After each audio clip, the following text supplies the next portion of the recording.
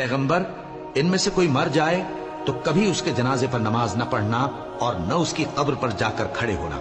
ये अल्लाह और उसके रसूल के साथ कुफ्र करते रहे और मरे भी तो नाफरमान ही मरे। और इनके माल और औलाद से ताज्जुब न करना।